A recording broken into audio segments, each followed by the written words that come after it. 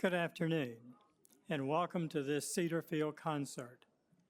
My name is Warren Way, and I would like to introduce our performers for this concert. Scott Woolweaver is playing viola, and Lynn Salmonson is playing piano. I will read some information about them and will probably mispronounce many of the names and places. Scott graduated with distinction from the University of Michigan School of Music, where he won the Joseph Kinser and Earl V. Moore Awards for outstanding participation in chamber music.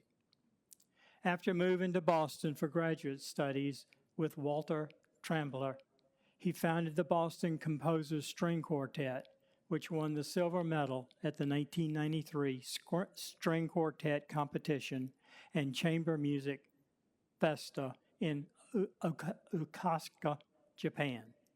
He also founded the Veneer String Trio, which won the grand prize at the Joseph Fishkoff Chamber Music Competition.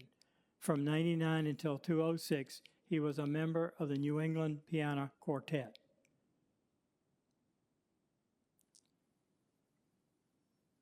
Did I miss the line?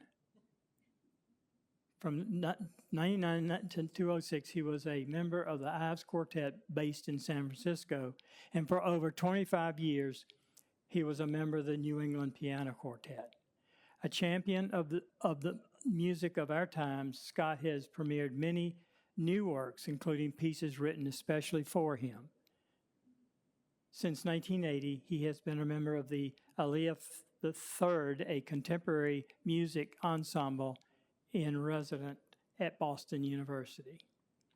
Scott has served as principal violist for the Boston Pops Esplanade Orchestra and is a faculty member of the All Newton Music School and Tufts University.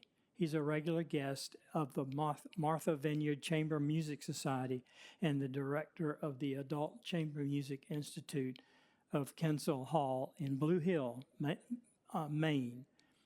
Scott plays a Johann Georg Tier viola made in Vienna in 1737. Lynn has extensive experience as an accompanist and chamber musician in the Boston area.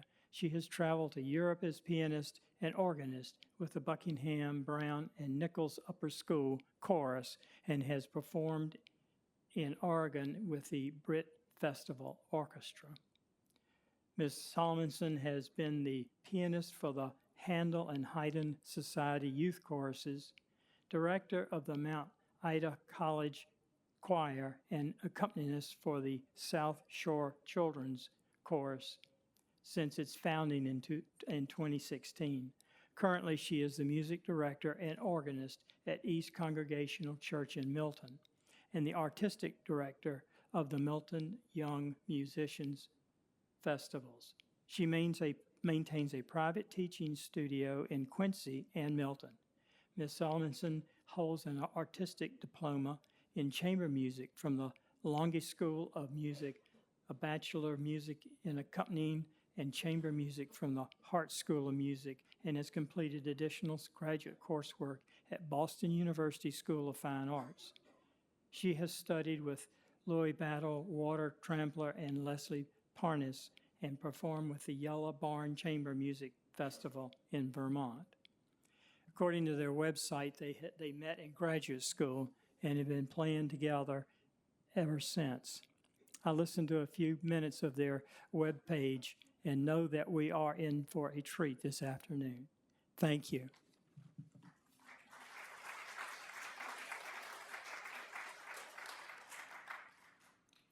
Hello? Oh, great, it's working. One thing that is not in our bio is the year we met in graduate school was 1980, and we've been playing together ever since. So welcome, everyone. We're going to begin with a piece by a French composer, and the earliest composer on this afternoon's program. His name was Marin Marais, and he lived from 1658 to 1728. He was what is called a court composer for Louis, I think it was Louis XIV, which meant that his job was to write music for the king's enjoyment. If there was a dinner party, he would write music for it. If there was a wedding, anything, it was Murray's job to write music for the courts. And he himself, Murray, played an instrument called the viola da gamba, which is a cousin to the viola. It comes in 4 different sizes, like violin, viola, cello, and double bass. Has 5 strings, and they're all held between your lower legs. The gamba means thigh, so it's the viola of the thigh. Has 5 strings and is played with the bow.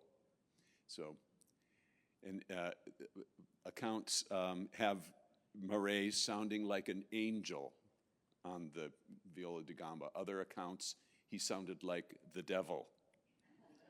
So I don't know which one is better. Both of them. But this is a theme in variations. You will hear a tune you might recognize. It's an anonymous ancient tune called La Folia, and then a series of variations on that tune, always accompanied by the same chords, so you instantly recognizable. This is the theme and variations by Moran Murray.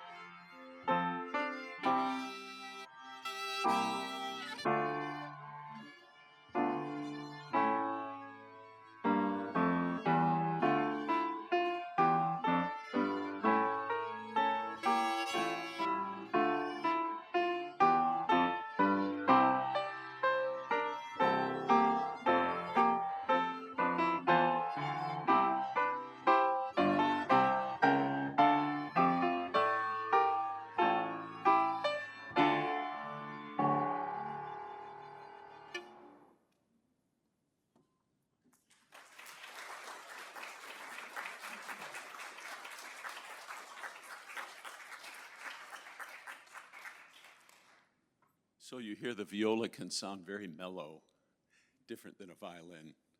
As we violists think we're more mellow people than violinists. So.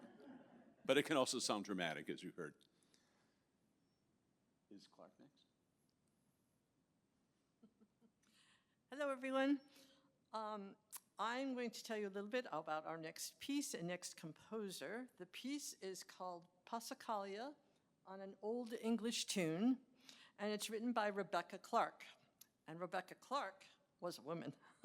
She was actually probably one of the first, if not the first, professional musician in the 1800s. She studied violin early on and composition. Her composition teacher was Sir Charles Stanford in England, who was a great composer himself. And he told her that she should switch to viola. It would help her composing because, as he put it, if she shifted over to the viola, she would be right in the middle of the sound and can tell how it's all done. Because viola, usually in orchestras, just gets that middle range there that you hear, but you're not quite sure what you're hearing, and adds intensity to the sound there. Anyway, so Rebecca Clark was born in England, died in the United States in 1979. She was born in 1886, so she had quite a long life, spent it playing viola and composing, and this piece, Passacaglia, is from a set of pieces that she wrote for piano and viola. And a Passacaglia is a very ancient dance, actually from Spain in the 1600s. It's a dance form that was used in Baroque suites and on through the years, based on a very slow dance. So this is not a fast dance, but you'll hear the tune creeping in throughout the piece.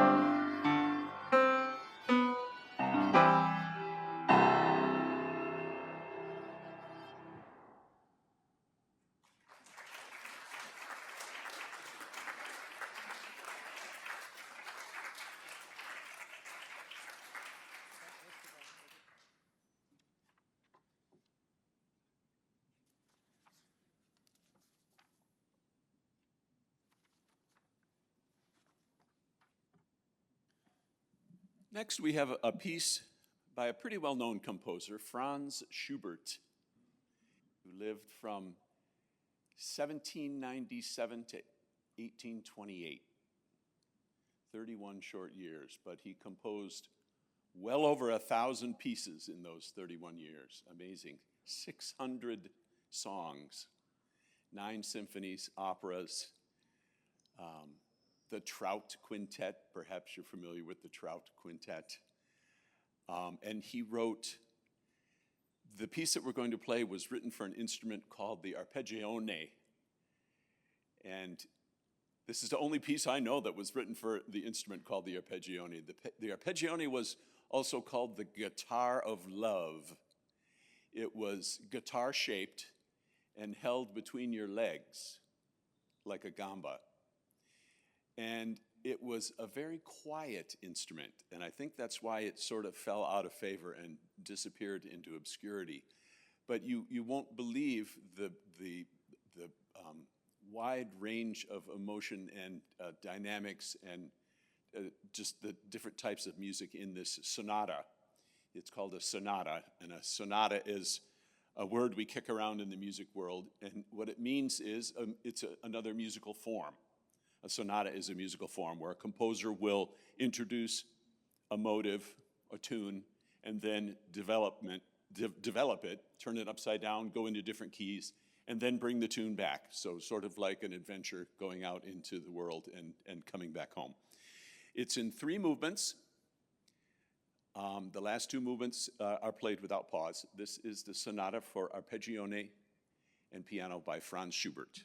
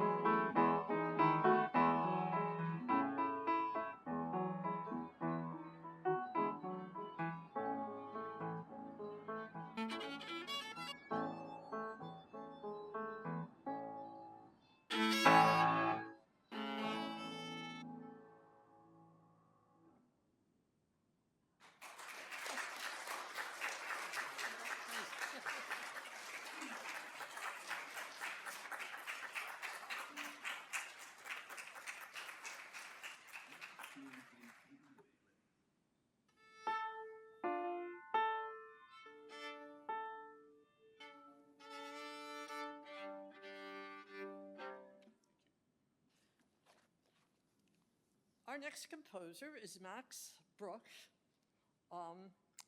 And he was born 1838, but he lived until 1920. So he was actually a contemporary of Brahms, but also kind of followed in the steps of Schubert, Beethoven somewhat, in that he was a classic romantist, if you can say such a thing. Schubert was classical to romantic period, and you can definitely hear that in this piece. But he's very playful, but still can be very tender and have a beautiful melody. Max Bruch was all into melodies, lush harmonies, gorgeous, gorgeous music. He's not all that well known. He's best known for his violin concerto. But the romance, this is a romance for viola and orchestra originally, but he wrote a version for viola and piano. He wrote this very late in his life. His son was a clarinetist, and he'd written some chamber music to include his son, modeled after Mozart's clarinet, viola, and piano. And then, like in the last 10 years of his life, he wrote this piece and a couple others. And it's really a culmination of his stick-to-itiveness to the Romantic period. He wasn't going to let Wagner or any of those 1900s, early 1900s composers influence what he thought music should be. And a romance is, by its title, romantic, emotionally or setting that mood. And he does this one especially well, I think.